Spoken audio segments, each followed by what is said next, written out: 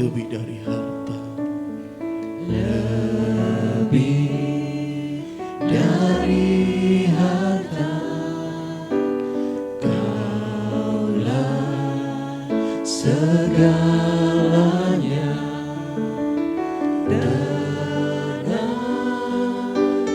jiwaku dalam hadirat-Mu.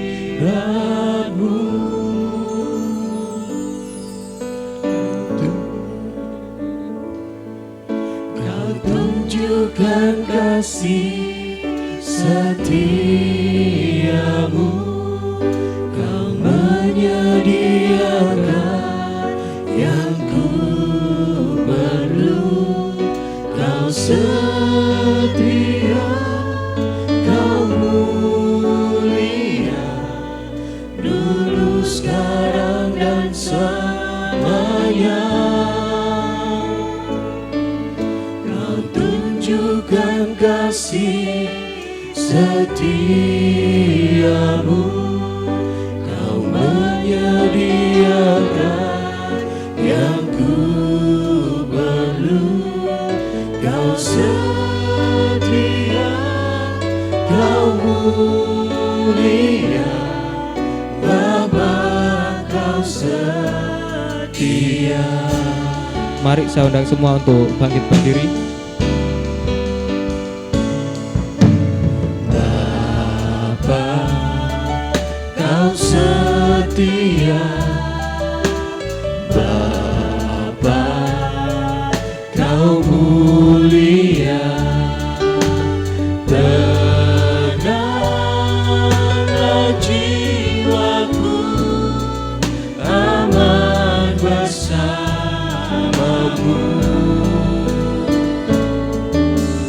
Lebih dari harta, Kaulah segalanya, tenanglah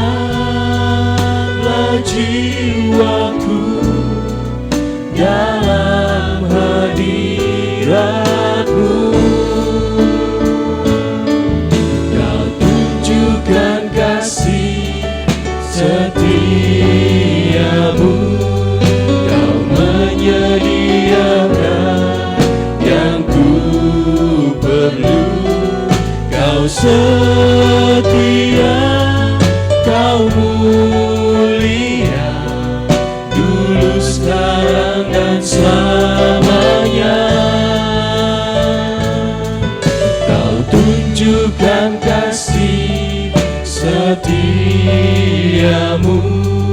Kau menyediakan yang ku perlu. Kau setia, Kau mulia, Bapa, Kau setia.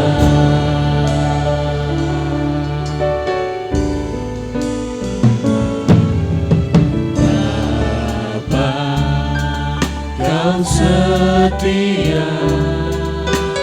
Bapa, Kau mulia, tenanglah jiwaku, aman bersamamu. lebih dari harta, Lebih dari harta, Kaulah segalanya, tenanglah jiwaku dalam hadirat-Mu. Kau tunjukkan kasih setiamu,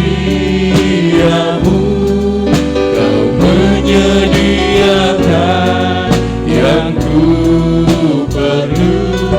Kau setia, Kau mulia, dulu, sekarang, dan selamanya.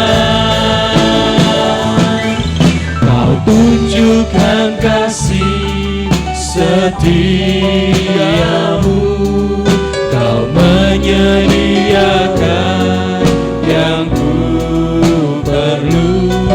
Kau setia, Kau mulia, Bapa, Kau setia. Kau tunjukkan kasih setiamu, Kau menyediakan yang ku perlu. Kau setia, Kau mulia, dulu, sekarang, dan selamanya. Kau tunjukkan kasih setiamu, Kau menyediakan yang ku perlu. Kau setia, Kau mulia, Bapa, Kau setia.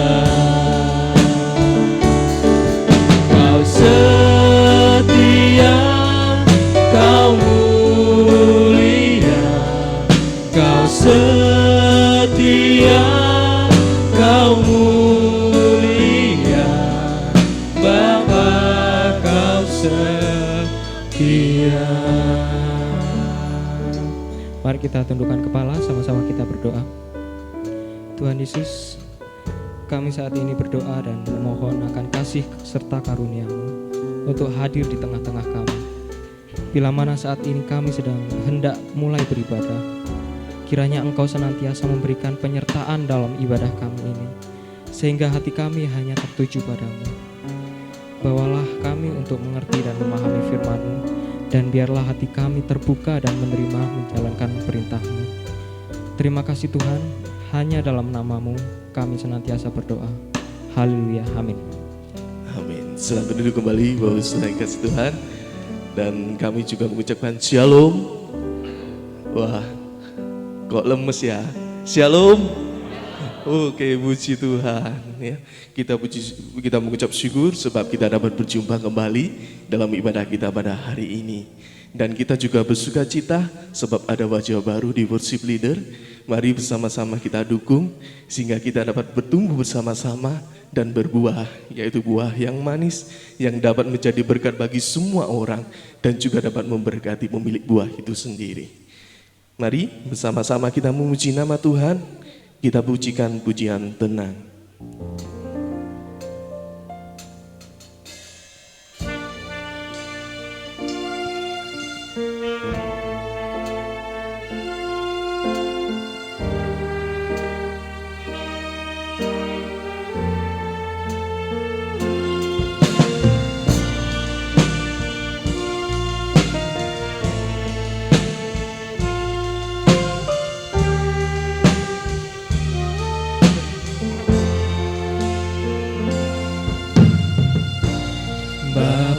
Kau mendengar seruan hatiku, tak pernah Kau lepaskan dari kasih-Mu. Lewat lembah gelap, lewat lembah gelap, Kau temani aku.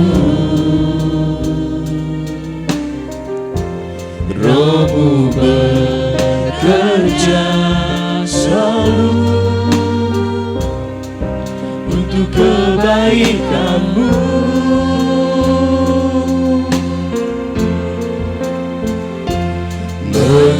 Mengalir kuasa dari tempat maha tinggi, Bapa kekal mulia, Kau hadir di sini, memulihkan hati, menyembuhkan yang terluka. Ku kan tenang bersama-Mu. Bapa.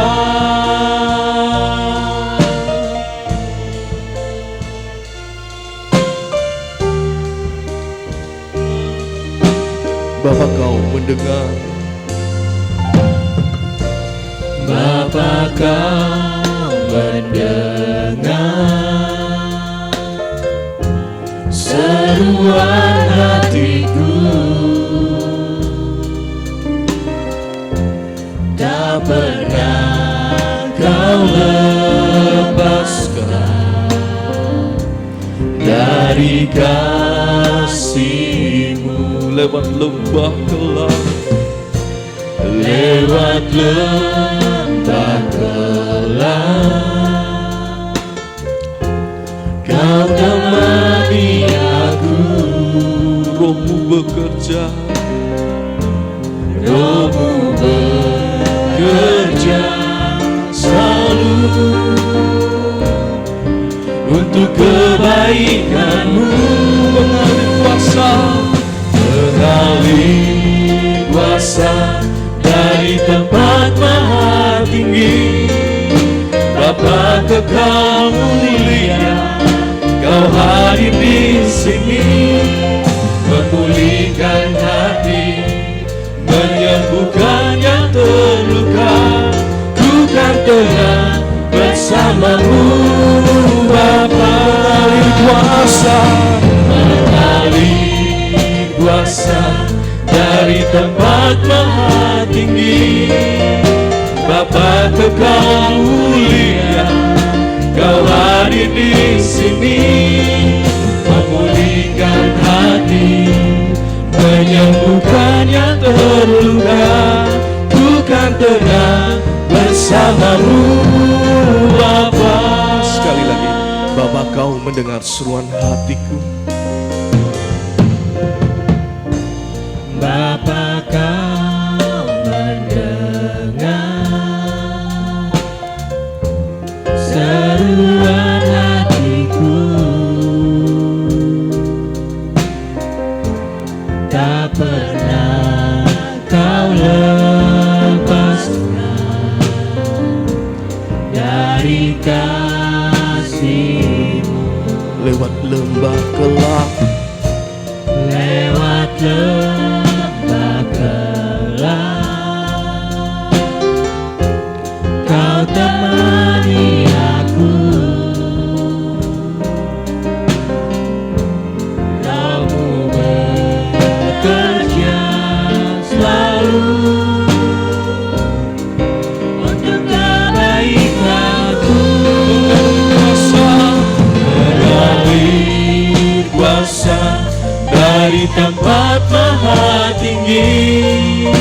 Bapa kekal mulia, Kau hadir di sini, memulihkan hati, menyembuhkan yang terluka. Ku kan tenang bersama-Mu, Bapa. Mengalir kuasa, mengalir kuasa dari tempat maha tinggi. Bapa kekal mulia, Kau hadir di sini, memulihkan hati, menyembuhkan yang terluka. Ku kan tenang bersama-Mu, Bapa. Mengalir kuasa, mengalir kuasa dari tempat maha tinggi. Bapa kekal mulia, Kau hadir di sini, memulihkan hati, menyembuhkan yang terluka. Ku kan tenang bersama-Mu, Bapa. Mengalir kuasa, mengalir kuasa dari tempat maha tinggi. Bapa kekal mulia, Kau hadir di sini, memulihkan hati, menyembuhkan yang terluka. Ku kan tenang bersama-Mu, Bapa. mengalir kuasa, mengalir kuasa dari tempat maha tinggi. Bapa kekal mulia, Kau hadir di sini, memulihkan hati, menyembuhkan yang terluka. Ku kan tenang bersamamu. Bapa mengalir kuasa, mengalir kuasa dari tempat maha tinggi. Bapa kekal mulia, Kau hadir di sini, memulihkan hati, menyembuhkan yang terluka. Ku kan tenang bersamamu. Bapa, ku kan tenang, ku kan tenang bersamamu. Bapa, ku kan tenang, ku kan tenang bersamamu. Bapa.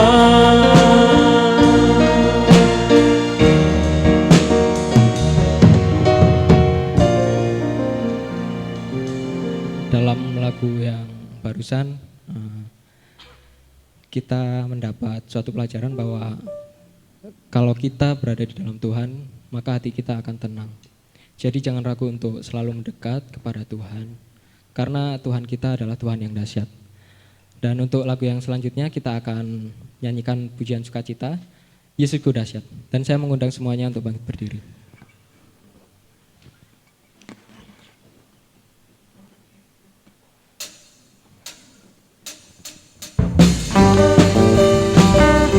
kita bersukacita bersama.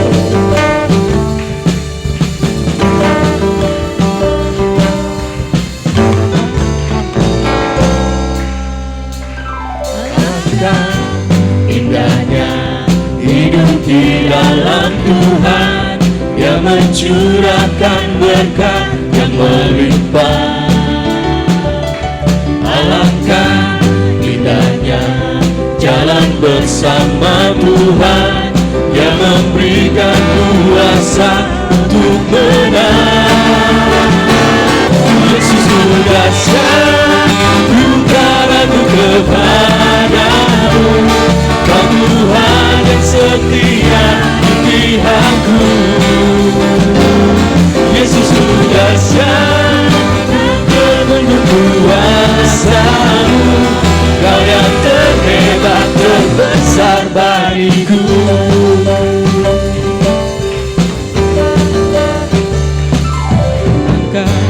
Indahnya hidup di dalam Tuhan, Dia mencurahkan berkat yang melimpah. Oh alangkah, alangkah indahnya jalan bersama Tuhan, Dia memberikan kuasa untuk menang. Yesus ku dahsyat, ku tak ragu kepadamu. Kau Tuhan yang setia di pihakku. Yesus ku dahsyat, tak terbendung kuasa-Mu. Kau yang terhebat, terbesar bagiku. Yesus ku dahsyat, ku tak ragu kepadamu. Kau Tuhan yang setia di pihakku. Yesus dahsyat, Yesus dahsyat, tak terbendung kuasa-Mu. Kau yang terhebat, terbesar bagiku. Alangkah indahnya hidup di dalam Tuhan, Dia mencurahkan berkat yang melimpah. oh alangkah, alangkah indahnya jalan bersama Tuhan, Dia memberikan kuasa untuk menang. Yesus ku dahsyat, ku tak ragu kepadamu. Kau Tuhan yang setia di pihakku. Yesus ku dahsyat, Yesus ku dahsyat,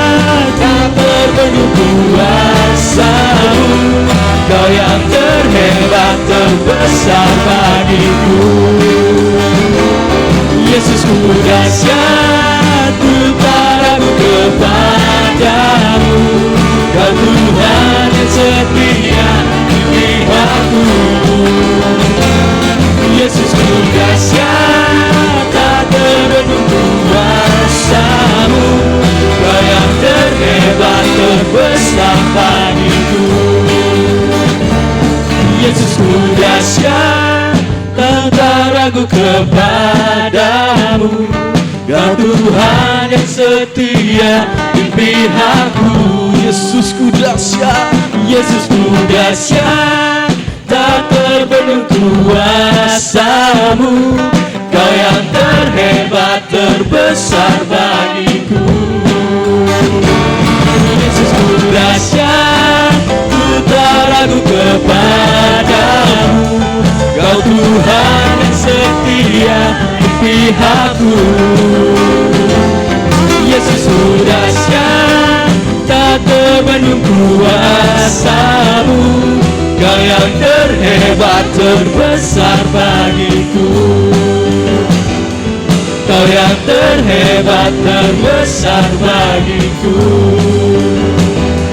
Kau yang terhebat, terbesar bagiku.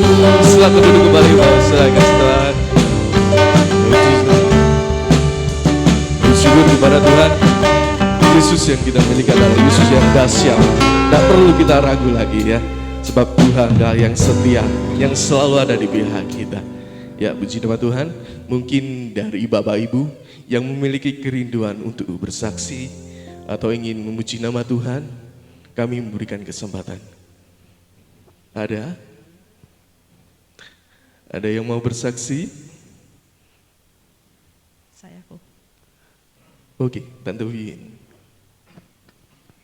Puji Tuhan, saya sangat bersyukur sekali kepada Tuhan karena beberapa waktu yang lalu, minggu kemarin, adik saya sempat terkena serangan stroke dan dibawa ke rumah sakit, dan puji Tuhan kemarin sudah pulang kembali ke rumahnya, dan saya mengucapkan terima kasih khususnya kepada Bapak Gembala dan Ibu dan beserta jemaat yang sudah mendoakan adik kami untuk pemulihan kesehatannya. Puji Tuhan, dia kemarin sudah bisa makan melalui mulut, makan bubur, minum susu juga sudah melalui mulut, dan semua alat yang dipasang di tubuhnya sudah dilepas satu persatu, dan puji Tuhan dia sekarang sudah ada di rumahnya, kemarin sore sudah pulang.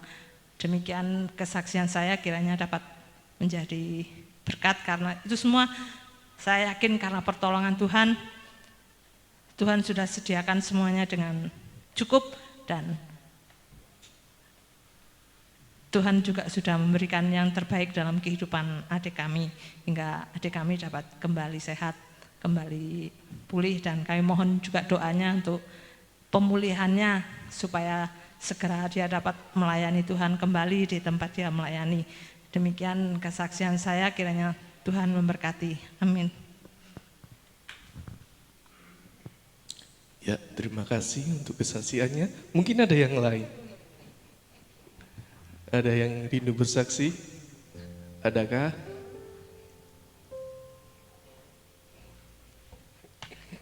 Oke, kalau ada, kita sudah memuji nama Tuhan, kita sudah membesarkan nama Tuhan. Tiba waktunya bagi kita untuk menerima firman Tuhan. Mari kita siapkan hati kita dan mari kita sambut firman Tuhan dengan pujian tangan kuat yang memegangku.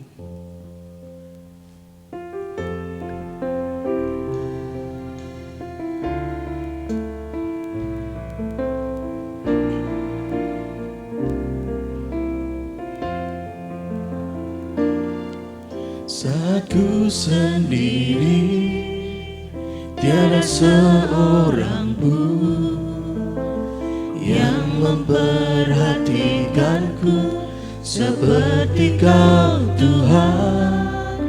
Saat ku berjalan dalam lembah gelap, ku percaya Kau selalu sertaku. Saat ku sendiri, saat ku sendiri, tiada seorang pun yang memperhatikanku seperti Kau Tuhan. Saat ku berjalan dalam lembah gelap, ku percaya Kau selalu sertaku. Tangan kuat yang memegangku, selalu menuntunku. Ku tak mau jalan sendiri. Yesus, ku perlu kasih-Mu, ku perlu kuasa-Mu sampai akhir hidupku. Saat ku sendiri, saat ku sendiri, tiada seorang pun yang memperhatikanku seperti Kau Tuhan. Saat ku berjalan dalam lembah gelap, ku percaya Kau selalu sertaku. Tangan kuat yang memegangku, selalu menuntunku. Ku tak mau jalan sendiri. Yesus, ku perlu kasih-Mu, ku perlu kuasa-Mu sampai akhir hidupku. Sekali lagi, saat ku sendiri. Dan kami mengundang Bapak Saudara untuk kami berdiri sama-sama. Saat ku sendiri, tiada seorang pun yang memperhatikanku seperti Kau Tuhan. Saat ku berjalan dalam lembah gelap, ku percaya Kau selalu sertaku. Tangan kuat yang memegangku, selalu menuntunku. Ku tak mau jalan sendiri. Yesus, ku perlu kasih-Mu, ku perlu kuasa-Mu sampai akhir hidupku. Tangan kuat yang memegangku, selalu menuntunku. Ku tak mau jalan sendiri. Yesus, ku perlu kasih-Mu, ku perlu kuasa-Mu sampai akhir hidupku. Tangan kuat yang memegangku, selalu menuntunku. Ku tak mau jalan sendiri. Yesus, ku perlu kasih-Mu, ku perlu kuasa-Mu sampai akhir hidup. Jemaat saja yang memujikan. Tangan kuat yang memegangku,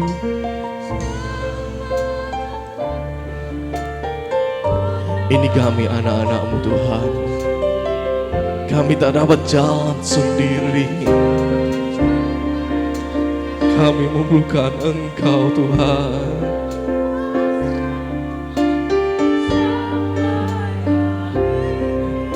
Sekali lagi, tangan kuat yang memegangku, selalu menuntunku.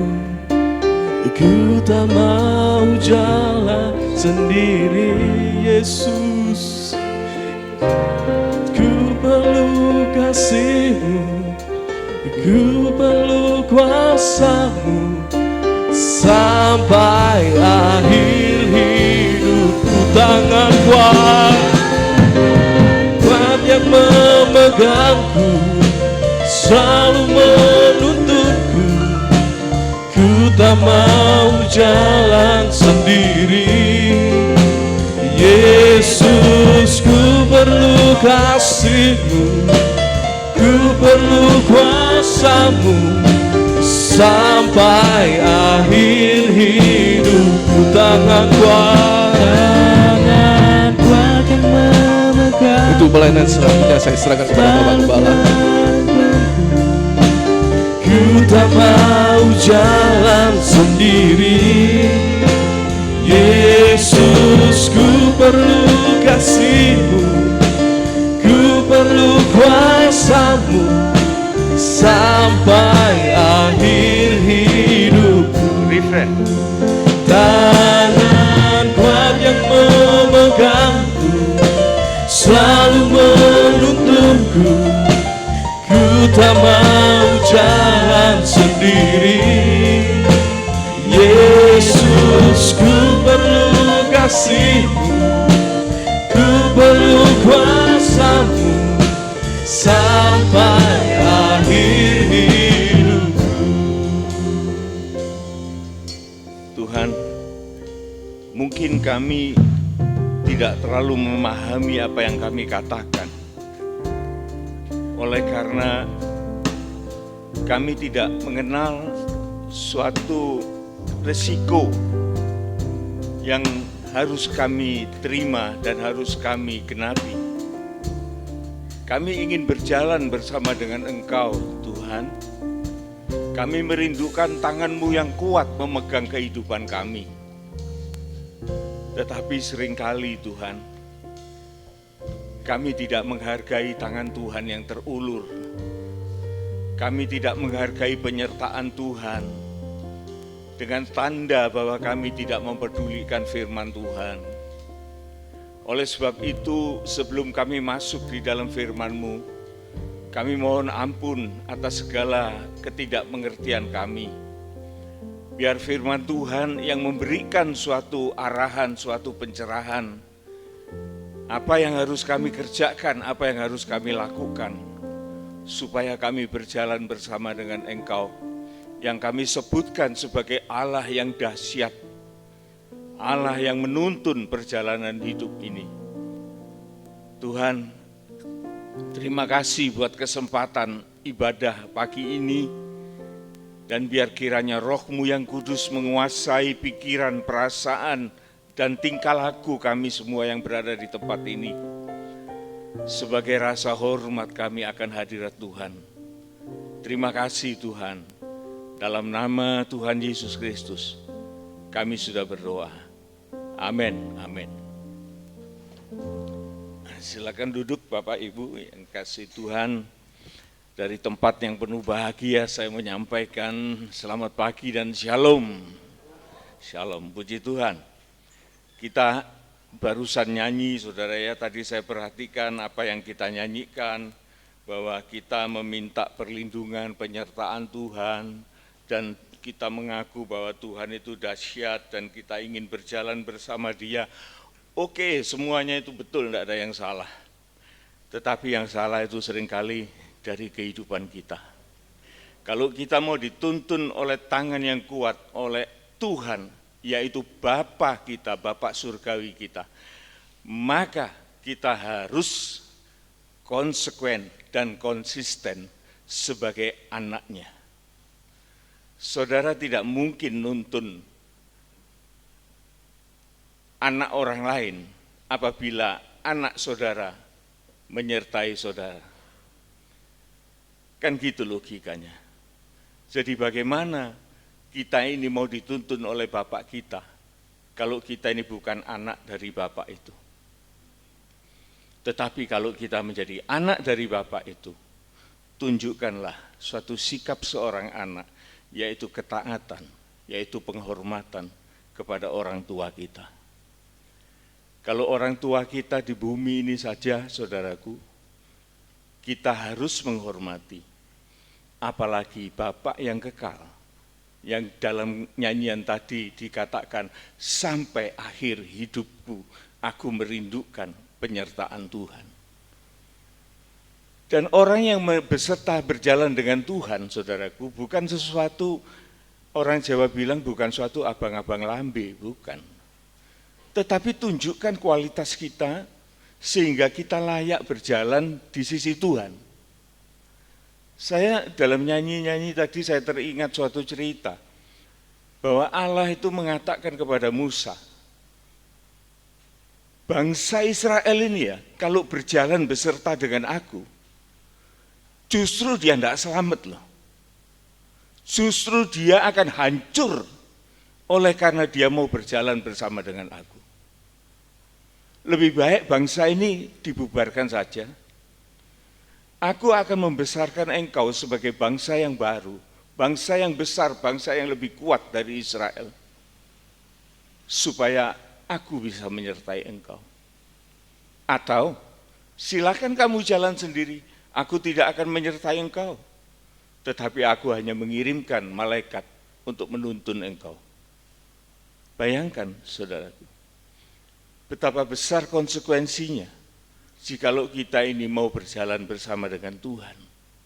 Ya, seringkali kita tidak menyadari. Kita tidak salah kita minta hal-hal semacam itu sangat baik. Tetapi apakah kita konsisten dengan permintaan kita, dengan pengharapan kita itu? Nah, oleh sebab itu saudaraku, kita harus kembali kepada firman Tuhan untuk kita mengenali kedudukan kita sebagai seorang anak Tuhan. Saya akan memulai ini semua saudaraku dari surat Yakobus. Surat Yakobus pasal yang pertama. Ayat ini bukan suatu ayat yang aneh-aneh, ini sudah sering kita baca. Tetapi di dalam kali ini saudaraku, kita akan mengambil suatu pengertian yang baru. Oleh karena demikian, firman Tuhan itu kalau dia diulang, dia itu akan keluar yang baru. Yang tadinya kita tidak tahu. Tetapi begitu kita baca, maka Roh Kudus itu akan menerangi kita. Itu ada suatu improvisasi, ada suatu pengeluasan dari arti-arti yang kita yang tadinya tidak tahu, sekarang kita akan menjadi tahu. Kita baca di dalam ayat yang ke-12 Yakobus pertama. Pengujian dan pencobaan. Ada dua macam anak Tuhan atau siapapun manusia di bumi ini, entah dia orang percaya, entah dia orang yang tidak percaya, anak dunia, anak Tuhan, tapi kedua-duanya akan mengalami pencobaan dan pengujian. Kita lihat ayat 12. Berbahagialah orang yang bertahan dalam pencobaan, sebab apabila ia sudah tahan uji, ia akan menerima mahkota kehidupan yang dijanjikan Allah kepada barang siapa yang mengasihi dia. Iya, ayat ini rasanya tidak asing saudara ya. Berbahagia orang yang bertahan dalam pencobaan. Jadi artinya dikatakan di dalam bahasa lain disebutkan diberkatilah orang yang tangguh di dalam menghadapi pencobaan. Sebab pencobaan itu bagi orang yang tangguh itu merupakan suatu ujian. Pencobaan itu membawa kita dalam kehancuran, saudaraku. Tetapi kalau kita bisa mengolah tiap pencobaan itu menjadi satu ujian, maka ujian itu bisa kita menangkan dan kita mendapat suatu peringkat yang lebih tinggi dari yang semula. Nah, inilah yang dimaksudkan oleh surat Yakub ini. Oleh karena, saudaraku, orang yang mengasihi Allah itu selalu menginginkan sesuatu yang baik. Manusia semua, saudaraku, punya keinginan. Keinginan itu diberikan oleh Tuhan kepada manusia. Disertai akal budi, perasaan, kekuatan, dan segalanya itu diberikan, sifat-sifat yang baik itu diberikan oleh Allah kepada manusia. Tetapi saudaraku, ketika manusia itu jatuh di dalam dosa, maka segala anugerah pemberian yang baik itu menjadi diturunkan kemampuannya. Tapi Tuhan tidak ngambil, saudaraku. Ingat ini, Tuhan itu tidak pernah mencabut sesuatu dari manusia. Yang dicabut dari manusia ini adalah umur hidup kekal. Sehingga manusia itu harus mengalami kematian. Itu pun sebetulnya ada kebaikan Tuhan. Bayangkan kalau manusia ini tidak pernah mati, saudara. Apa yang terjadi di bumi ini? Tetapi Tuhan tahu bahwa karena ada pelanggaran, ada dosa yang masuk, maka Tuhan membatasi kehidupan manusia. Itu bukan suatu yang jahat, tetapi itu sesuatu kebaikan Tuhan yang tidak menginginkan manusia siapapun berada di dalam penderitaan dosa. Dibatasi. Tetapi segala anugerah itu tetap tinggal di dalam kehidupan manusia. Loh, kok bisa begitu? Apa argumentasinya? Loh, argumentasinya jelas, saudaraku. Allah menuntut manusia, kasihilah Tuhanmu dengan segenap akal budimu, dengan segenap jiwamu, dengan segenap kekuatanmu, dengan segala apa yang engkau miliki yang Tuhan berikan. Berarti saudaraku, kalau Tuhan minta itu, berarti itu manusia punya. Paham saudara? Kalau manusia itu dicabut kemampuannya, Tuhan sudah tidak minta itu lagi. Bisa saudara renungkan ini, bahwa manusia itu makhluk yang mulia itu tetap di dalam kemurahan Tuhan, sekalipun oleh karena dosa, umur itu dibatasi. Tetapi yang saya mau ungkit ini sekarang ya, keinginan itu yang berada di dalam keadaan yang sudah degradasi, artinya sudah dilorot, diturunkan kualitasnya. Maka keinginan manusia itu lebih cenderung kepada dosa. Lebih cenderung kepada dosa. Loh, apakah kita demikian? Iya, demikian. Jangankan kita, seorang rasul, saudaraku, Rasul Paulus, itu pernah berteriak, berseru kepada Tuhan. Aku ini punya keinginan. Setiap kali aku berkehendak, aku berkeinginan untuk berbuat baik. Tetapi aku selalu melakukan apa yang jahat. Oleh karena aku tidak mampu untuk mengendalikan keinginanku. Kita tidak usah minder, saudaraku. Seorang rasul ini yang sambat semacam itu, kita baca di dalam Roma 7 ayat yang ke-18 dan seterusnya. Sebab aku tahu bahwa di dalam aku, yaitu di dalam aku sebagai manusia, Di dalam aku sebagai manusia, tidak ada sesuatu yang baik. tidak ada perkara yang baik.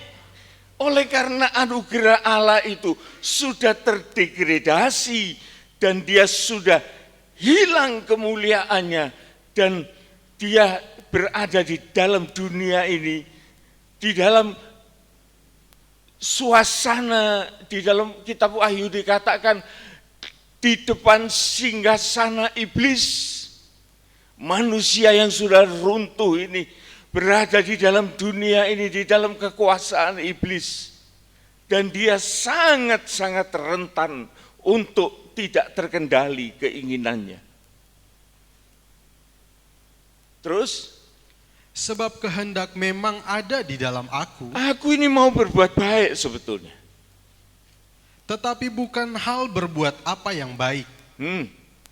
Sebab bukan apa yang aku kehendaki, yaitu yang baik, yang aku perbuat, Iya. melainkan apa yang tidak aku kehendaki, yaitu yang jahat Iya. yang aku perbuat. Ya, cukup. Jadi itu seorang rasul loh saudaraku. Sampai dia mengatakan, aku ini manusia celaka. Siapa yang bisa menolong aku? Jadi ini suatu fakta. Bahwa demikian keadaan manusia itu. Yang berada di dalam hadirat iblis di dunia ini. Yang sangat rentan. Maka kita perlu pertolongan Tuhan. Kita kembali kepada Yakobus.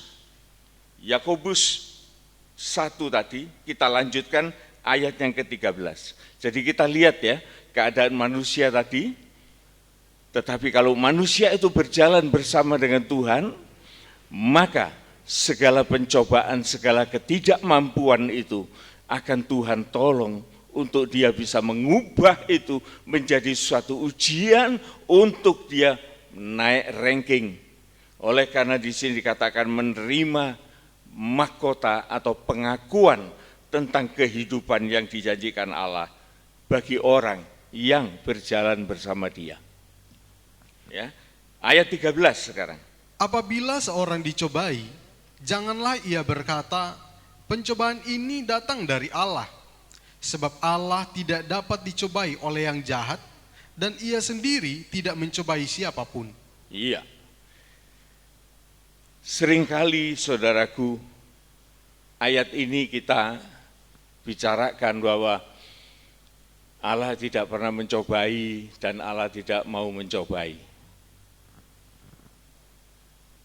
Tetapi saya ingin mengecualikan sesuatu. Sebetulnya saya agak segan untuk berbicara tentang ini. Tetapi saya ditekan oleh Tuhan, kamu seorang gembala, kamu seorang hamba Tuhan, harus kamu bicara kepada jemaat. Saya koreksi bahwa saya sudah selesai dalam hal ini. Oleh karena itu saya berani mengatakan, kalau Allah itu tidak pernah mencobai dan dia tidak mau dicobai, tetapi dia membuka kesempatan untuk manusia mengambil bagian bisa menguji tentang Allah itu. Saudara mau tahu? Kira-kira saudara mau menguji Allah itu dalam bidang apa? Loh ini berkat loh ini saudara. Kalau saudara tahu ini, dan saya harus memberitahu oleh karena saya punya kewajiban. Dan kalau saya tidak memberitahu ini, saya salah dan saudara rugi. Mari kita baca di dalam Maliakhi 3 ayat yang ke-10. Bawalah seluruh persembahan persepuluhan itu ke dalam rumah perbendaharaan. Ke dalam rumah perbendaharaan, saudaraku ya. Bukan membawa persepuluhan itu kepada pendeta. Saudara perhatikan ini. Dan kalau ada orang yang mempersembahkan persembahan persepuluhan itu kepada pendeta, pendeta itu wajib untuk memberikan itu kepada berbendahara. Bendahara itu saudaraku, bukan tukang bayar. Bendahara itu bukan kasir. Tapi bendahara itu adalah pengelola keuangan. Di dalam manajemen juga begitu, saudaraku. Di dalam perusahaan itu ada bendahara, ada direktur keuangan. Kemudian ada pembayaran, kasir. Jadi seorang bendahara itu dia punya kewajiban untuk mengelola. Jadi untuk dia itu tahu apa saja yang dia terima, apa saja yang dia keluarkan, untuk apa dia keluarkan itu, dan direncanakan ke depan itu apa? Itu adalah seorang bendahara. Jadi gereja itu, saudaraku, perlu pengelola keuangan itu. Dia juga punya ketentuan untuk menentukan untuk apa itu. Jadi tidak mau-maunya pendeta, tidak mau-maunya siapapun, tetapi seorang bendahara itu, dia punya kewajiban, punya kuasa, punya hak untuk mengendalikan keluar masuknya keuangan itu.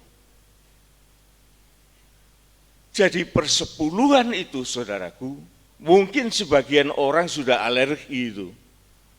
Tetapi saya katakan, itu paling sedikit. Jangan dikira itu sudah paling besar. Itu paling sedikit yang ditentukan oleh firman Tuhan. Tetapi sebagaimana untuk masa-masa perjanjian baru sekarang, saya lebih cenderung mengatakan, itu sebagai suatu pengakuan bahwa kita diberkati oleh Tuhan. Kalau kita memberikan kepada Tuhan, itu jangan punya pikiran bahwa kita bisa melakukan sesuatu bagi Tuhan. Tetapi pikiran kita harus segera mengatakan bahwa Tuhan itu sudah berlaku sesuatu kepada saya, sehingga saya bisa mengembalikan apa yang seharusnya menjadi miliknya Tuhan. Ini yang harus kita sadari, saudara. Jadi bukan hanya sesuatu yang merupakan hukum yang harus kita lakukan, bukan. Untuk perjanjian baru, untuk masa perjanjian baru sekarang ialah, itu adalah satu pengakuan bahwa kita sudah diberkati oleh Tuhan, maka kita mempersembahkan sebagian berkat itu dari Tuhan. Lah kalau tidak diberkati Tuhan gimana? Ya tidak usah persembahan, tidak usah. Tetapi kalau kita diberkati Tuhan, maka sebagai anak Tuhan, sebagai orang yang konsisten dan punya konsekuensi sebagai anak-anak Tuhan, maka kita harus mempersembahkan apa yang Tuhan berkatkan bagi kehidupan kita. Bawalah seluruh persembahan persepuluhan ke dalam perbendaharaan, bukan di tangan pendeta, bukan di tangan gembala. Ya, saya sangat, secara pribadi saya sangat tidak suka. Kalau ada hamba Tuhan terima perpuluhan, ngomong sama jemaat, apa yang di tangan saya doakan supaya saudara diberkati. Waduh, penyesatan. Bukan begitu seharusnya, bukan begitu. Bagi saya pribadi, saudaraku, ada beberapa saudara sidang jemaat yang mendukung saya dalam memenuhi makan sehari-hari. Oh, saya itu sudah terima kasih kepada Tuhan. Itu sudah lebih dari cukup, saudaraku. Terima kasih kepada Tuhan. Dan saya tahu apa yang saudara berikan kepada hamba Tuhan ini. Itu sesuatu yang baik sekali, terbaik. Bukan sesuatu yang asal-asalan. Saya bisa menilai itu. Segala makanan, minuman, atau apapun yang sampai pada meja saya di pastori, saya melihat itu.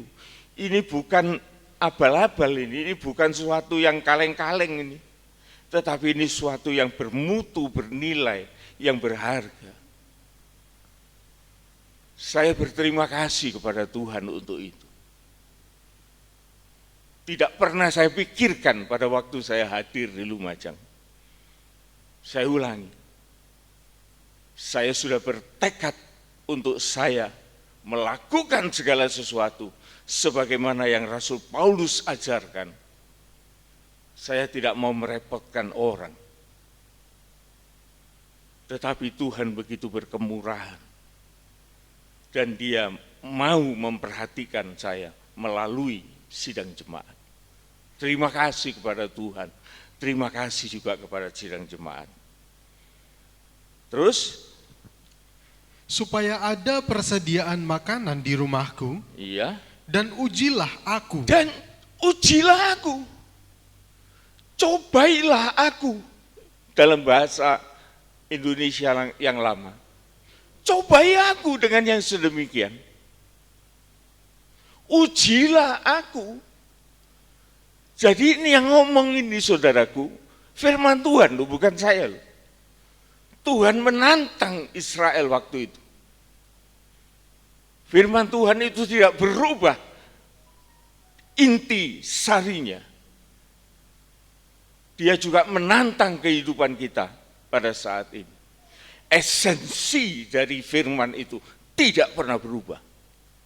Zaman bisa berubah, tapi esensi firman itu tidak berubah. Cobailah aku dengan yang sedemikian. Kalau itu kita lakukan, apa yang terjadi? Dan ujilah aku firman Tuhan semesta alam. Iya. Apakah aku tidak membukakan bagimu tingkap-tingkap langit dan mencurahkan berkat kepadamu sampai berkelimpahan? Iya, saudaraku. Nah, kalau hal ini tidak pernah diperdengarkan, ini yang keliru kan gembalanya. Kalau kita mau jemaat itu diberkati, ya kita harus ngomong sih. Dengan hati yang bersih kita ngomong, bahwa kita tidak menghendaki yang gituan itu untuk kita. Itu untuk pendeta itu sudah selesai.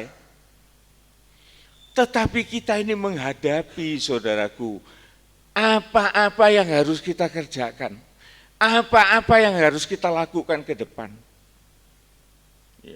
Masih banyak jemaat ini yang nantinya akan membutuhkan pertolongan dari sesama kita.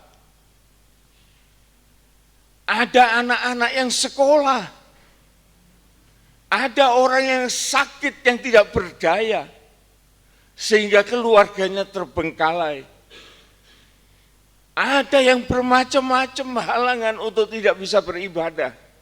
Maka kita juga harus punya kepedulian dengan hal-hal semacam itu. Kita di dunia, kita membutuhkan uang untuk melakukan itu. Supaya pekerjaan Tuhan itu tetap bisa tertunjang dengan baik. Ini yang perlu, saudaraku, kita lakukan kalau toh hal ini kita anggap untuk menguji Tuhan. Dan apa yang akan terjadi? Jangan hanya ancaman-ancaman, saudaraku. Di dalam kitab Maleakhi ini banyak ancaman. Kalau ngancam jemaat itu paling takut sama apa? Tahu? Apa? Belalang pelahap. Saudara nggak ada yang ketawa karena saudara nggak ngerti. Tapi kalau saudara ngerti, saudara terpingkal-pingkal itu. Oleh karena pendeta itu sangat mahir untuk nakut-nakuti jemaat. Nanti ada belalang pelahap yang akan menghancurkan sawah ladangmu dan lain sebagainya. Maka jemaat itu tertekan, dia harus mempersembahkan sesuatu. Bukan itu, saudara. Tetapi saya ulangi lagi, kalau saudara diberkati oleh Tuhan, silahkan saudara memuliakan Tuhan dengan berkat itu. Tapi kalau saudara merasa tidak diberkati Tuhan, ya jangan. Jadi inilah, saudaraku, salah satu bagian yang saya buka dari Yakobus itu. Ujilah aku, ya. Nah, keinginan itu tadi juga, saudaraku, akan membuat manusia ini akan tidak punya kemampuan untuk mengubah ujian itu, tidak mampu mengubah cobaan itu menjadi ujian. Tetapi justru keinginan yang rendah, keinginan yang liar itu akan membuat kesempatan untuk maju itu malah hilang dan pencobaan itu malah menguasai kehidupan manusia. Salah satu keinginan itu adalah keinginan akan keduniawian ini. Sudahlah, itu diulang-ulang. Tidak apa-apa, harus diulang. Saya teringat ada seorang dari India, bapak kemerdekaan India, yang bernama Mahatma Gandhi. Dia itu mempunyai suatu statement yang luar biasa. Dia mengatakan, sebetulnya Allah itu menciptakan dunia ini beserta dengan segala isinya. Dan Tuhan itu bertanggung jawab dan dia memenuhi tanggung jawabnya untuk bisa memelihara seluruh makhluk yang ada di bumi, termasuk manusia. Seluruh yang ada di bumi, termasuk manusia. Bumi ini sanggup untuk memenuhi kebutuhan manusia, makhluk hidup. Tetapi sebaliknya, Mahatma Gandhi mengatakan, bumi ini akan menjadi sesuatu yang sangat miskin dan dia tidak akan memuaskan satu orang saja. Apabila orang itu mempunyai keinginan yang serakah, sehingga dunia itu tidak mampu, bumi itu tidak mampu untuk memenuhi kebutuhan satu orang yang serakah. Waktu saya membaca itu saya pikir, wah hebat juga orang itu. Dia mempunyai statement yang jauh begitu. Dia orang Hindu, tetapi dia sangat simpati kepada orang Kristen.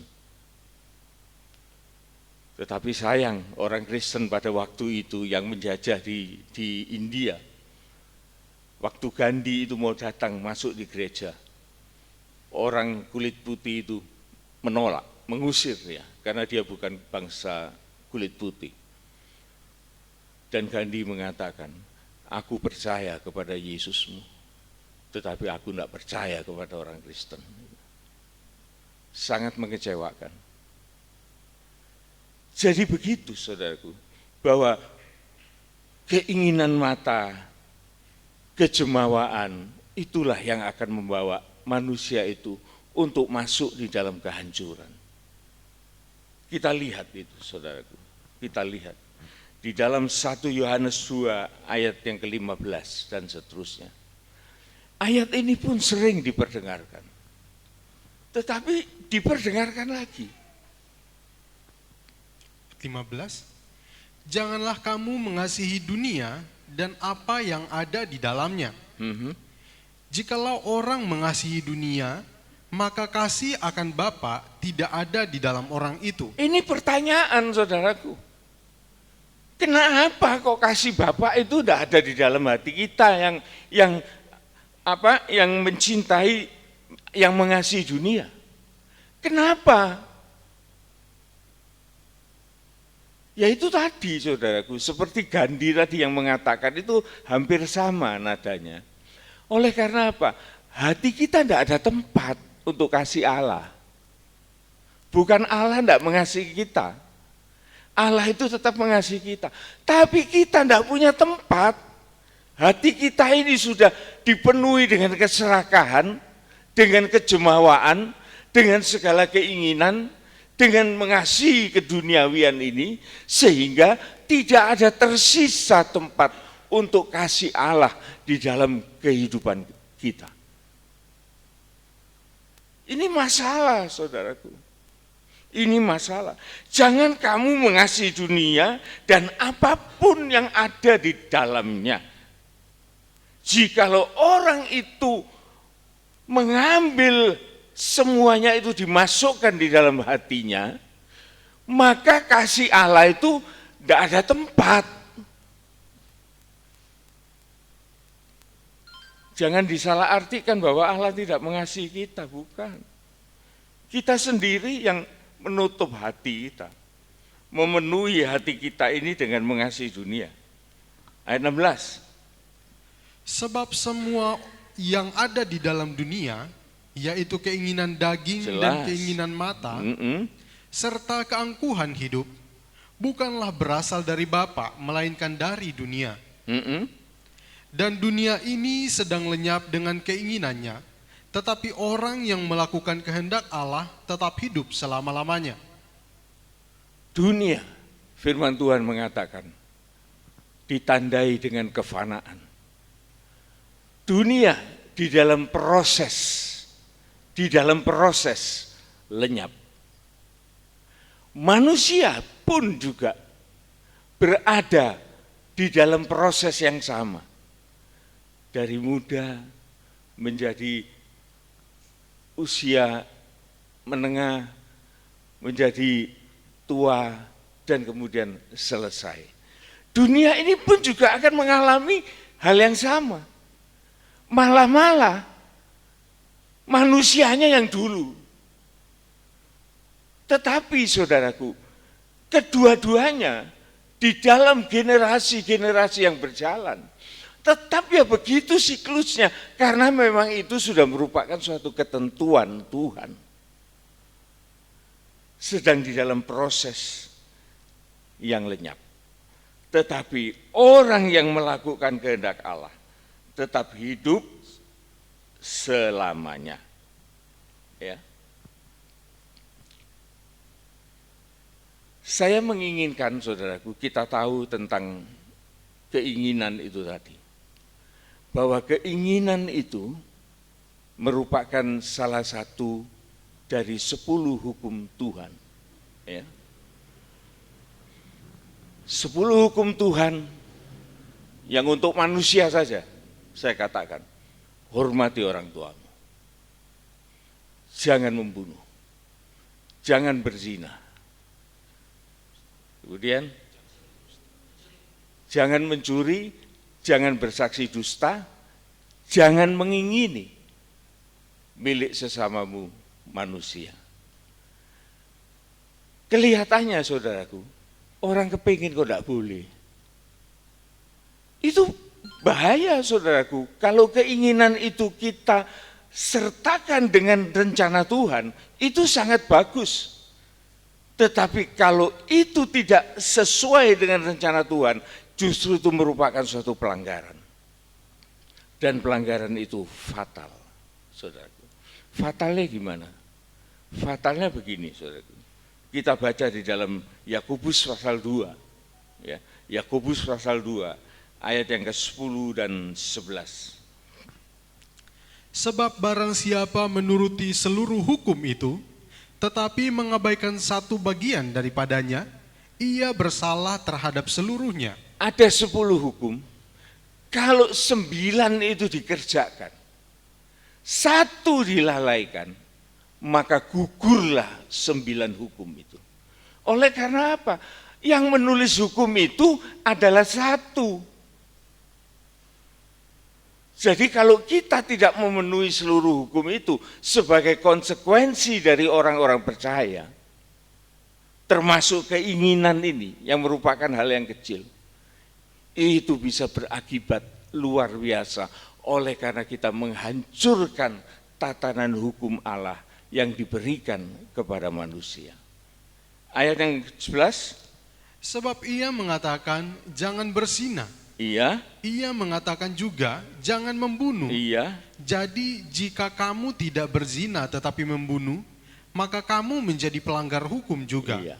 Jadi itulah saudaraku yang menjadi konsekuensi dari kehidupan kita sebagai anak-anak Allah. Selama Allah beserta dengan kita, kita berada di dalam tangan yang kuat, maka kita bisa mengkonversikan untuk mengubahkan segala pencobaan itu akan menjadi suatu ujian. Saya akan menutup semuanya ini dengan satu cerita yang sangat mudah kita ingat, saudaraku. supaya kita berhati-hati di dalam soal keinginan. Oleh karena keinginan itu, saudaraku, akan sangat berpengaruh, bukan saja dalam kehidupan seorang, tetapi kalau kita ini berjamaah, maka keinginan yang salah itu akan menimbulkan masalah yang besar bagi semua. Memang sebagai anak-anak Tuhan itu berat, saudaraku, berat jalan itu. Tadi malam Pak Hari membawa firman Tuhan bahwa salib itu memang berat. Kalau kita beserta dengan Yesus, Yesus yang kayak apa yang kita ikuti? Yesus yang tersalib. Kalau kita tidak mendekatkan salib dengan Kristus, maka kita akan mengikuti Kristus yang palsu. Tidak ada kayak gini. Semuanya berkat. Tidak ada pengertian tentang kesucian, penghormatan kepada Allah. Tidak ada. Tetapi saya ingin membawa suatu cerita bagi kita semua di dalam Yosua pasal yang ke-7 sebagai penutup dari ibadah pagi ini. Ayat pertama. Dosa dan hukuman Akan.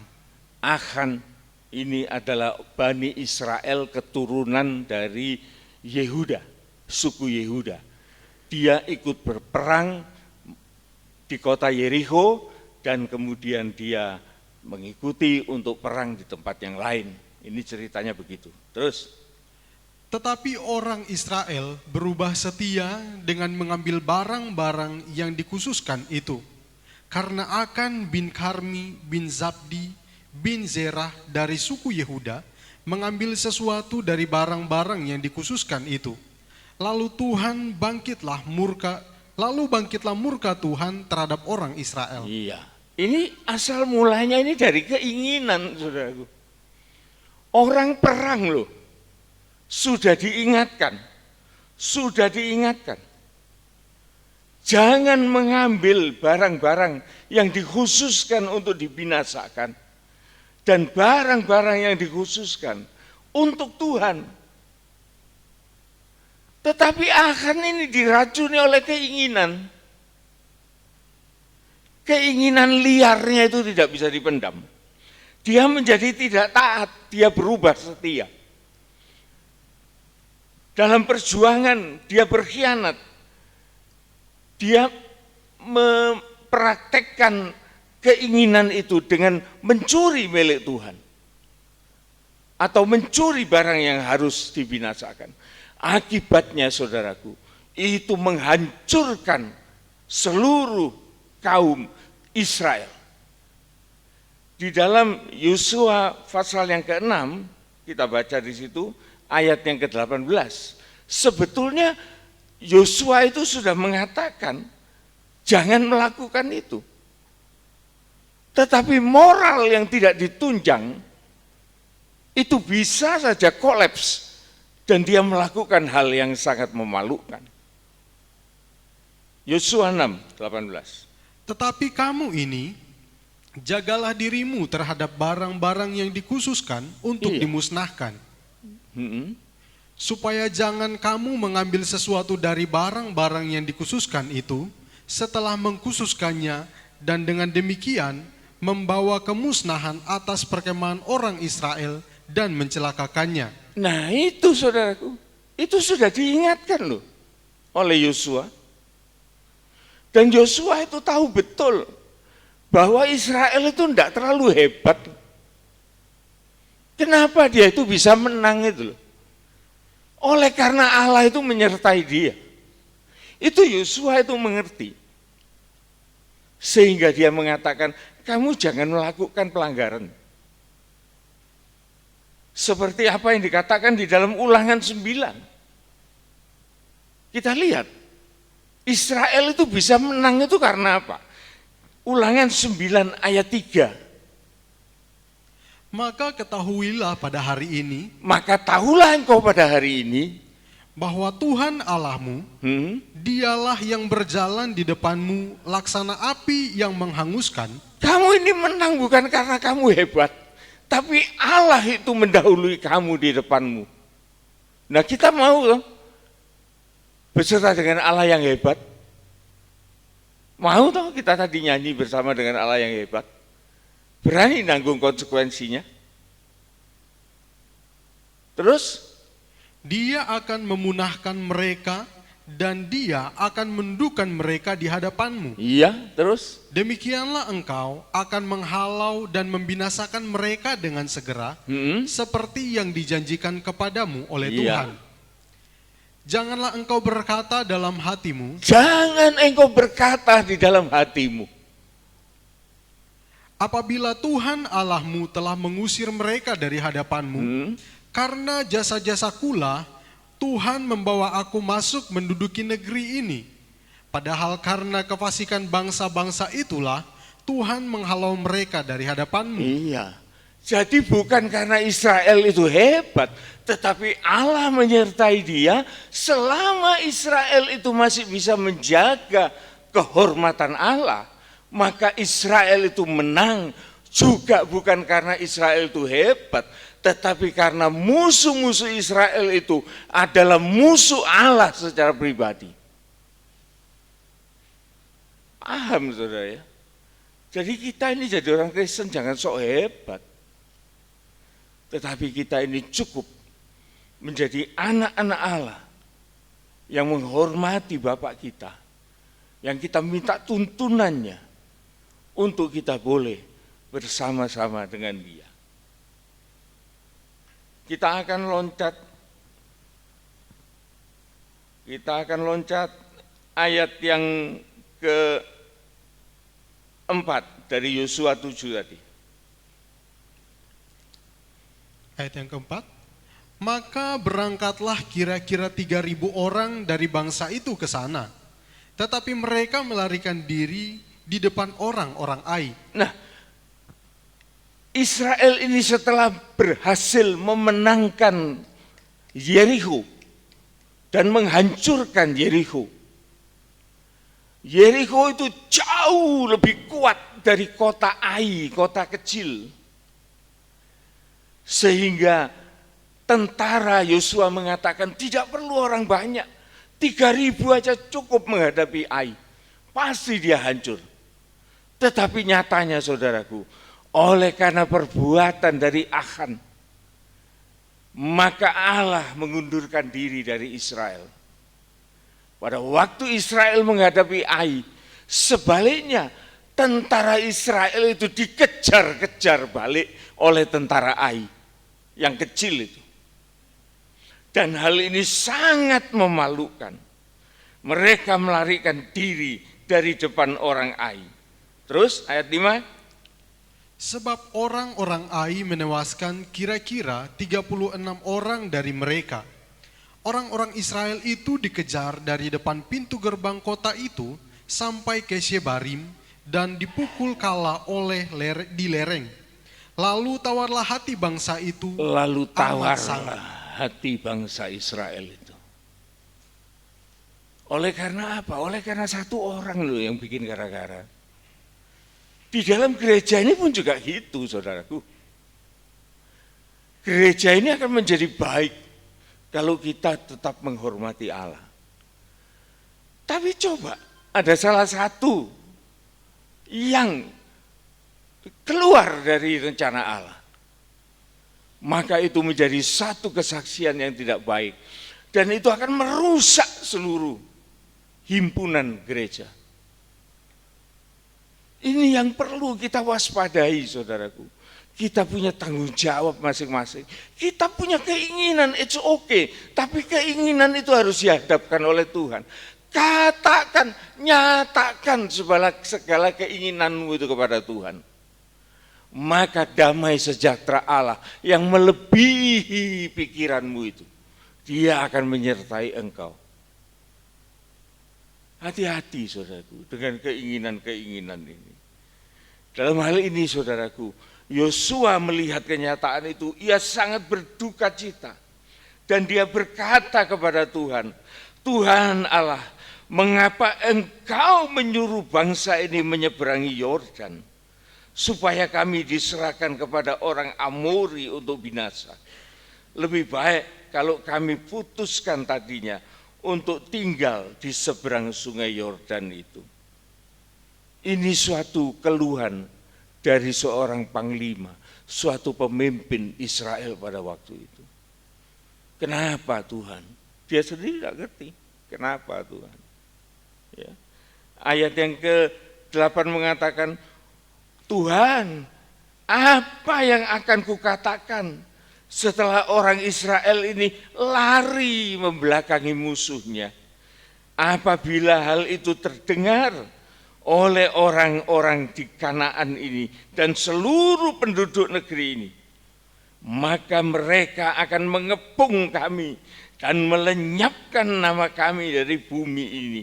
Dan apakah yang akan kau lakukan untuk memulihkan namamu yang besar itu? Ini doa ini sepertinya juga kurang bijak ya, ngancam Allah ini. Sepertinya doanya siapa itu? Saudara tahu. Kalau kami hancur, siapa nanti yang bisa menyembah Tuhan? Nah, itu. Sama ini doanya. Kalau kami lenyap, dan apa yang kau bisa lakukan untuk memulihkan namamu yang besar?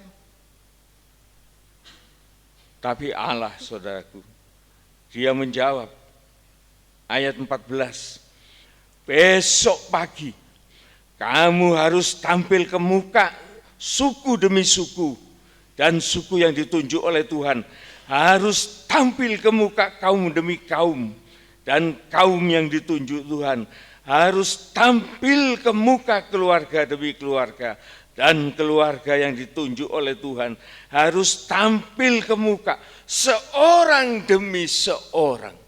Saudara, di sini Tuhan menunjukkan bahwa dia tidak main-main dengan perkara-perkara dosa semacam ini. Keinginan yang menghancurkan.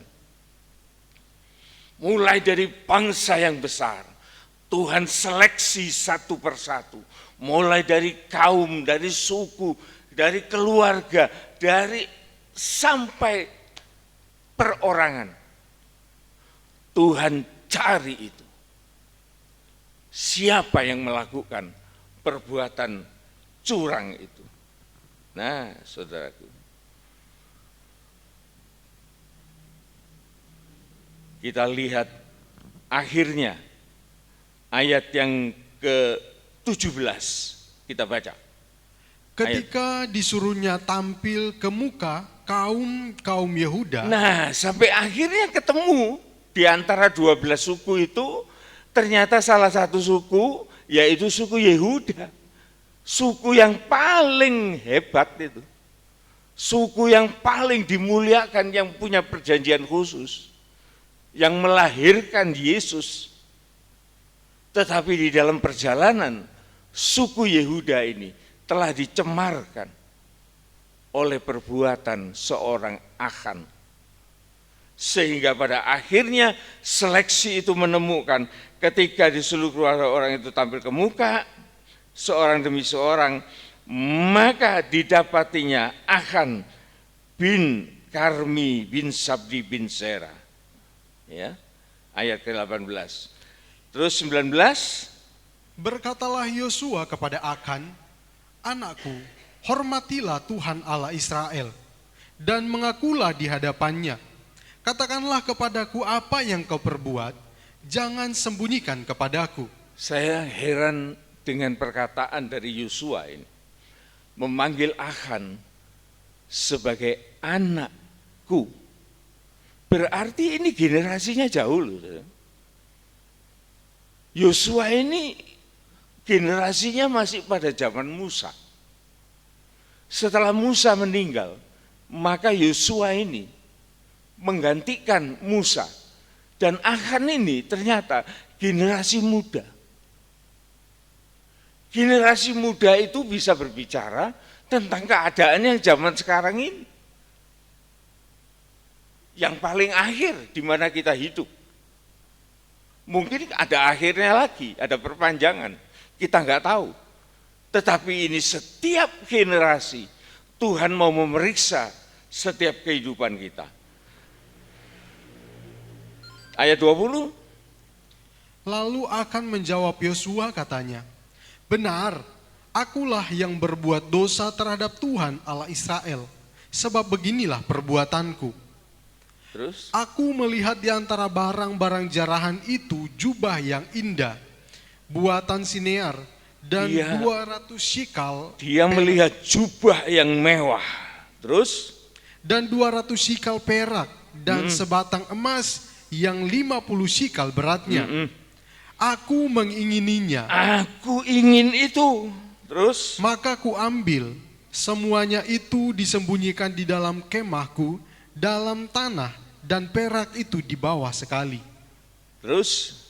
Lalu Yosua menyuruh orang segera pergi ke rumah itu, dan sesungguhnya semuanya itu disembunyikan dalam kemah Akan, dan perak itu ada di bawah sekali. Akhirnya saudaraku, dosa itu sebagaimanapun kita itu sembunyi, maka firman Allah itu, maka mata Tuhan itu, maka kuasa Allah itu sanggup untuk menemukan.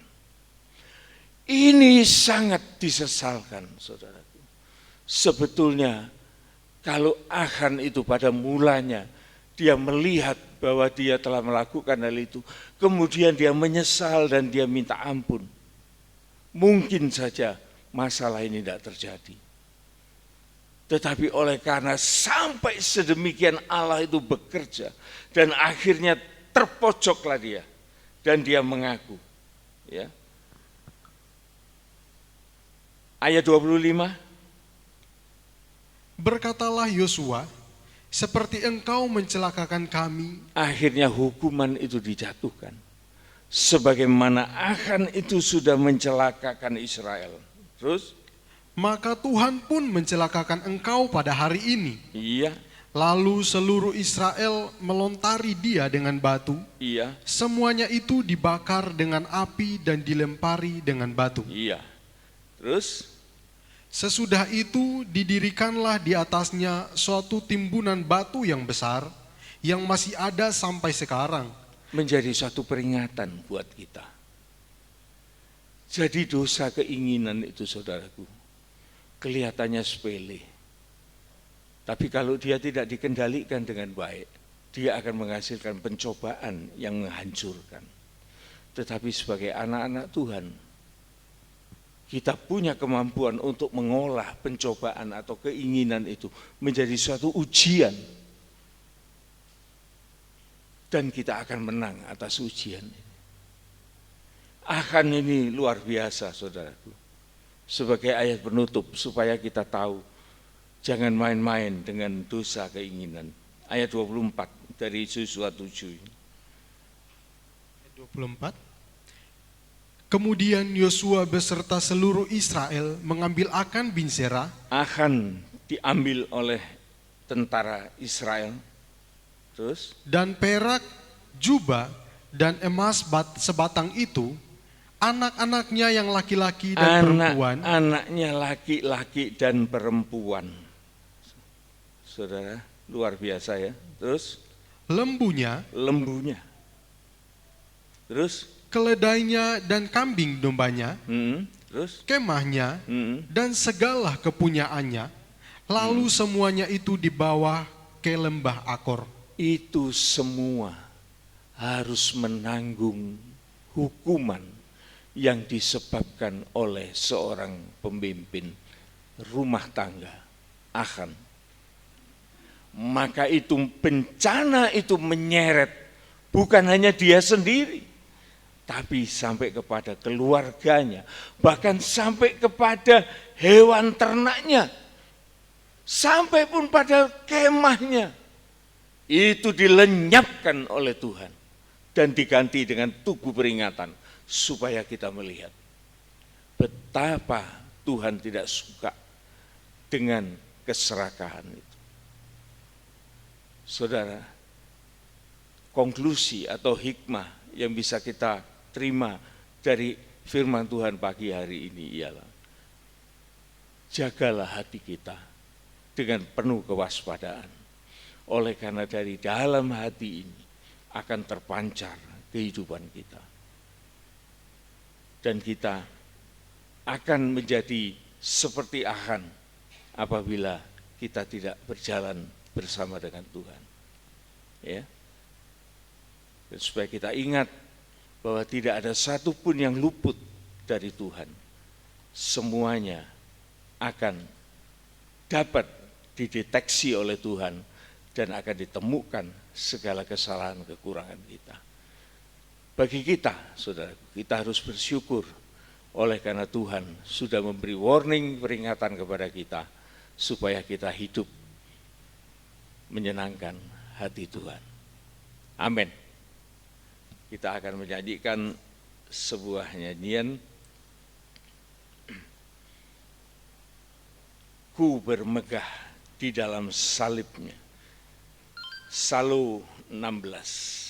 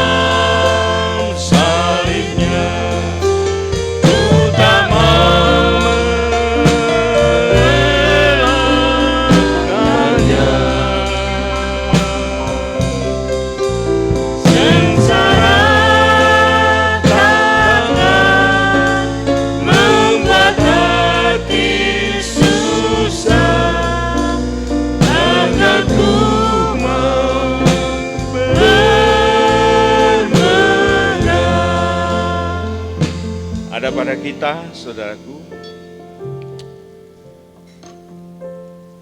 anggur dan roti sebagai materi untuk perjamuan kudus. Kita akan manfaatkan ini bukan merupakan suatu yang hanya berupa simbolis, tetapi di dalam penggunaan ini kita memandang anggur dan roti ini sebagai suatu kenyataan bahwa Yesus telah mati untuk kita. Oleh karena kita hidup, kita dapat menikmati segala apa yang sudah Allah berikan kepada kita, yaitu Kristus yang telah mengorbankan dirinya di atas Golgota. Dan dia memenuhi segala sesuatu. Dia memenuhi segala keinginan dan hasrat yang baik dari kehidupan kita. Dan dia akan memuliakan kita pada waktunya. Kita angkat tubuh Tuhan lebih tinggi dari kepala kita. Sebab apa yang telah kuteruskan kepadamu telah aku terima dari Tuhan, yaitu bahwa Tuhan Yesus pada malam waktu ia diserahkan mengambil roti dan sesudah itu ia mengucap syukur atasnya. Ia memecah-mecahkannya dan berkata, "Inilah tubuhku yang diserahkan bagi kamu. Perbuatlah ini menjadi peringatan akan aku." Dalam nama Tuhan Yesus Kristus kita makan bersama.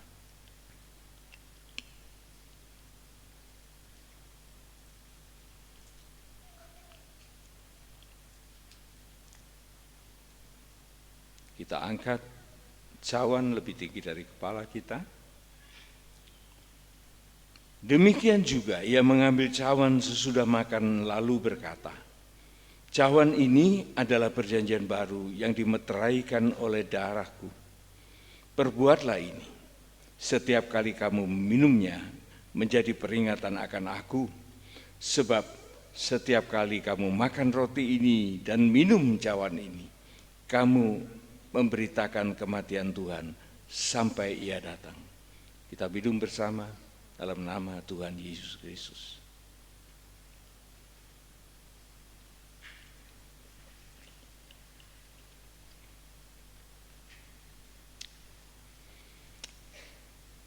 Terima kasih Tuhan buat waktu yang Tuhan sudah anugerahkan kepada kami pagi ini. Selama beberapa waktu sebelum kami melanjutkan kegiatan kami ke depan. Kami mendahulukan kami beribadah kepadamu dan kami menerima tubuh dan darahmu sebagai meterai kami menjadi milikmu. Tuhan, kami adalah anak-anak ketebusan Tuhan, adalah anak-anak-Mu yang dikendalikan oleh Roh Kudus, yang dipimpin oleh Roh Kudus, yang membawa damai sejahtera bagi dunia ini, bagi sesama kami. Tuhan, biarlah kami dapat melakukan semua kehendak Tuhan dengan pertolongan-Mu juga. Berikan kami kekuasaan atas keinginan kami Tuhan. Terutama keinginan-keinginan yang liar, yang tidak terkendali.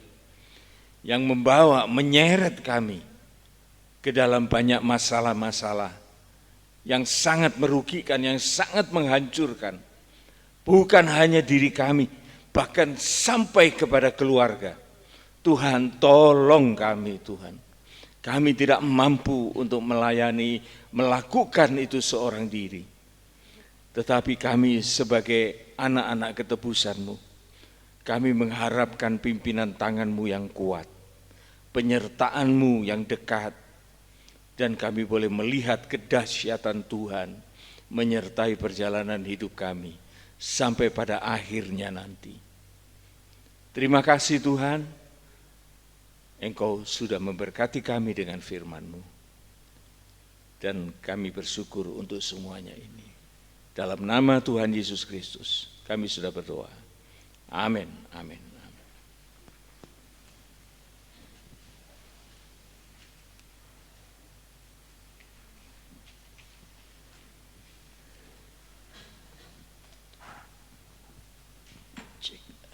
Mohon waktunya sebentar Bapak Ibu Saudara sekalian, saya akan membacakan pengumuman kita untuk 1 minggu ke depan. Pertama-tama saya ucapkan banyak terima kasih kepada Bapak Ibu Saudara yang selalu setia, yang selalu semangat, yang selalu sukacita di dalam melakukan ibadah-ibadah yang sudah kita selenggarakan. Tuhan memberkati kita dalam kesehatan, keluarga, pekerjaan, dan pelayanan kita, anak cucu kita juga senantiasa disertai oleh firman Tuhan. Nah, pengumuman kedua yang saya bagikan bagi kita semua, saudara-saudara, bahwa besok ada doa pagi di tempat ini jam 5.30. Bagi Bapak Ibu Saudara yang mau berdoa bersama-sama dengan kami di tempat ini, sebelum melakukan aktivitasnya, boleh datang ke tempat rumah ibadah ini jam 5.30. Kita akan mendoakan bangsa negara kita, anak cucu kita, pekerjaan kita, dan juga pelayanan-pelayanan atau jadwal-jadwal ibadah yang sudah kita tetapkan secara bersama-sama.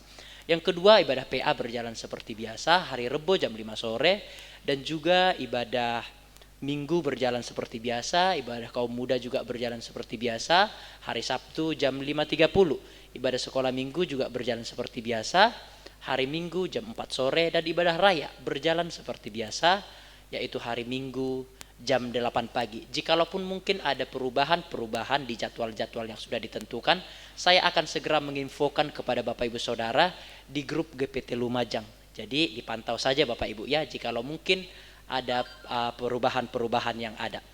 Yang ketiga yang ingin saya bagikan bagi kita semua saudara-saudara, kita akan berdoa bagi Bapak Han Kyong dan istri yang lagi sakit, dan juga berdoa bagi istri dan anak Kosoni juga yang sedang sakit. Kita berdoakan bersama-sama. Ini merupakan keluarga kita juga. Kiranya Tuhan memulihkan, kiranya Tuhan menyembuhkan sehingga boleh bersama-sama dengan kita di tempat ini. Pengumuman terakhir yang saya bagikan bagi kita semua, nanti ada latihan paduan suara Bapak Ibu Saudara ya. Nanti ada latihan paduan suara sebentar. Bagi Bapak Ibu yang rindu untuk bergabung di dalam latihan paduan suara ini, monggo Bapak Ibu Saudara, kita sama-sama melayani Tuhan.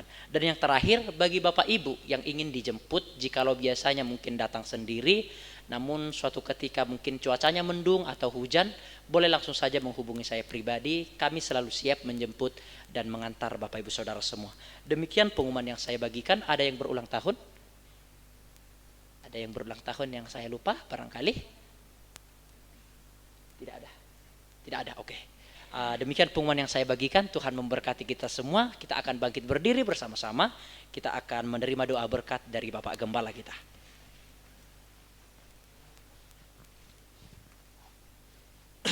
Mari saudaraku, sebelum kita meninggalkan tempat ini, ada beberapa saudara kita yang membutuhkan doa, yaitu Bapak Han Kyong dan istri atau Ibu Ana ya. Dan beliau berdua dalam keadaan sakit. Juga sebagai anak dari Pak Soni dengan istri dan anak dari Pak Soni dalam keadaan sakit juga. Kita mohonkan kepada Tuhan supaya pertolongan Tuhan untuk mempercepat pemulihan dari sakit ini. Bapa di dalam surga, sebelum kami meninggalkan tempat ini, kami telah membawa nama-nama yang telah kami sebutkan di hadapan hadirat-Mu Tuhan. Kami beserta dengan seluruh sidang jemaat memohonkan kasih kemurahan-Mu, serta jamahan tangan kasih-Mu atas mereka yang membutuhkan dalam keadaan sakit. Tuhan, Engkau berkuasa untuk memulihkan segala apa yang diderita untuk menjadi kembali sehat dan pulih. Ampuni Tuhan apabila ada dosa kesalahan yang telah dilakukan, dan biar kiranya Tuhan firman-Mu juga yang akan mencerahkan pikiran dan ingatan mereka, sehingga mereka boleh mendapat kesempatan untuk menghampiri Engkau dan memohonkan belas kasihan pertolongan Tuhan. Namun segala kuasa-kuasa yang bukan dari Allah, yaitu kuasa-kuasa iblis yang mengganggu iman dari saudara-saudara ini. Kami akan usirkan dia di dalam nama Tuhan Yesus Kristus. Segala kuasa iblis engkau tidak berhak atas kehidupan anak-anak Allah yang sudah ditebus oleh darah Yesus. Perlindungan Tuhan terjadi atas mereka, atas keluarga mereka keseluruhannya. Terima kasih Tuhan. Dan saatnya Tuhan juga kami mohonkan berkat bagi sidang jemaat-Mu. Sidang jemaat yang dikasih oleh Tuhan, terimalah berkat kasih sayang, kemurahan, anugerah, damai sejahtera, sukacita surgawi, keselamatan yang kekal akan menyertai kita semua mulai dari saat ini sampai Maranatha, Tuhan Yesus datang kembali. Pulanglah beserta dengan segala berkat ini, juga disertakan berkat-berkat jasmania yang membuat kita mampu untuk menjadi berkat bagi orang-orang di sekitar kita. Terima kasih Tuhan. Dalam nama Tuhan Yesus Kristus, kami sudah berdoa. Amin. Amin. Tuhan berkati.